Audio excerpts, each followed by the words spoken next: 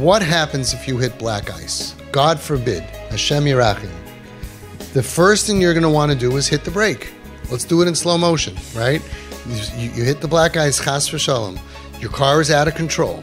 What are you doing now? In slow motion, you're about to hit, you can't see my foot, but I'm going in slow motion to the brake, and then the person next to you says, wait, and they quickly Google, what are you doing here, black ice? And it says, whatever you do, do not hit the brake. What do you mean don't hit the brake? But then I'm for sure going to hit the car in front of me. Yes, you might hit the car in front of you, and it's dangerous. But if you hit that brake, you're going to spin. And if you spin, it's over. It's lights out for you and for everybody around. When kids are acting like this, and you can test it out, you know, you shouldn't have to test it out. The person guiding you should know. Should be able to tell you what the reaction will be. I'm going to say it now again. I said it before, but I wasn't on video. These parents who called me up and they told me literally the destruction of their child from the beginning when the child started misbehaving until now where the kid is on the way to the psych ward, jail, stealing money, stealing cars, out of control, violent, cursing, breaking in to his house, breaking into neighbors. They created a monster of a kid that just 2 years ago, when the spiral started, until then, was a bubbala, shefla, sweetie pie. I said, when this kid was 8, 9, 10 years old, did you ever think that at 15, 16, this is going to be the kid at risk that they write about? I said, no, he's a sweet kid. I said, so you forgot who he is and what he's all about? So what happened? They started going for help, and the advice was, don't give him money. Don't give him money. What do you think is going to happen? So they don't tell you the result. They don't tell you. So the parents thought, we're not going to give him money. He's not going to buy weed. But that's not what happened. Surprise, surprise. It's not the Brady Bunch. It's not a television show for kids that everything works out beautifully. This is real life. They stopped giving him money. They lost the relationship with him, and then he started stealing money. He never stopped weed. When you fight, you skid, you spin, you lose all control. Now you have a lot more control. Like it says in the encyclopedia, or today it's called Wikipedia, when you hit black ice, it says turn into the skid. Eventually, by not hitting the brake, you'll slow down. You have the best chance of survival.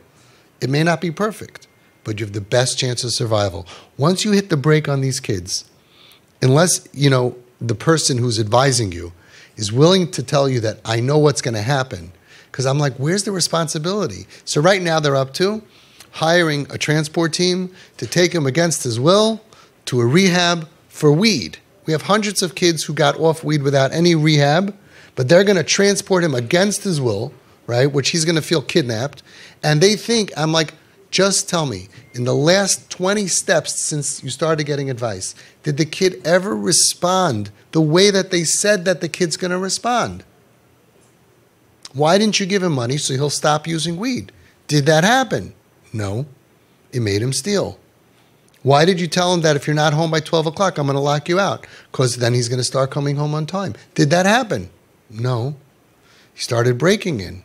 Everything that they advised, why don't they tell you the downside? So I said, I'm not telling you what to do.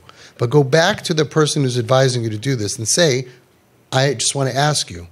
And we do this naturally by physical illness. God forbid someone needs an operation. What do you say?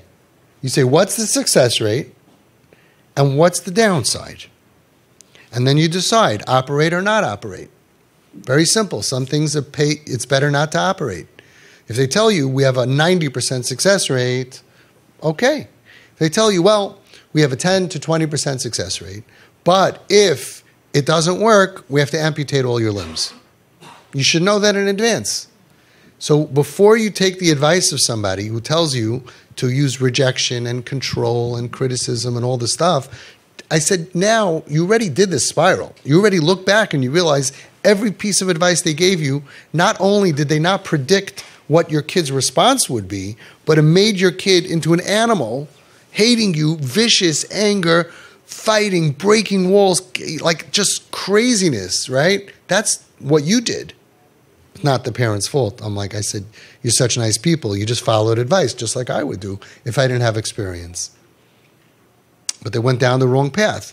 So now that you're up to this, and you don't have to wait for that, start early. They give you advice.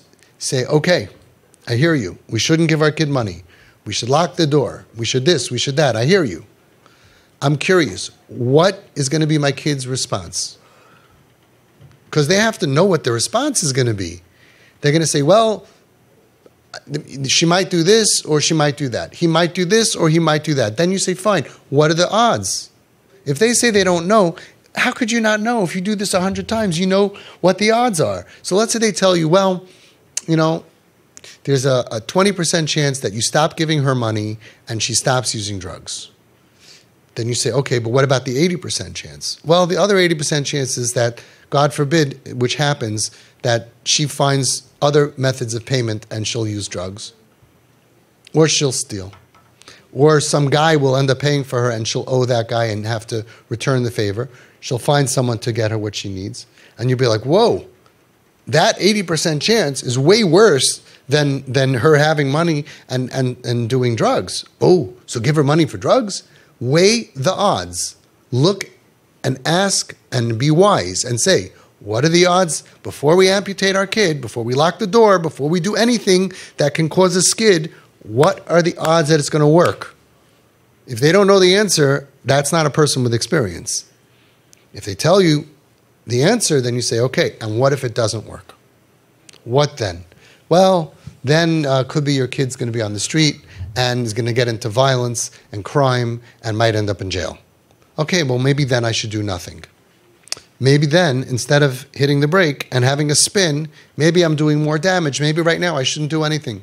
Sometimes, until you get the right advice, we're not doing nothing. We're so busy doing and doing and doing to get them to not need the weed and not need the bad stuff. People who don't understand it, they're like, you're enabling them. No, we're disabling them. Just like we're disabling a car that's on a skid that's on black ice. Just everyone expects it to be like, as if you can stop this now. You cannot stop this now. You can stop it over time, and you cannot make it spin, and that's already a win. So think about black ice. We have no way. I've never seen anybody come up with a way to stop your son right now from the bad behavior, dangerous behavior that he's doing.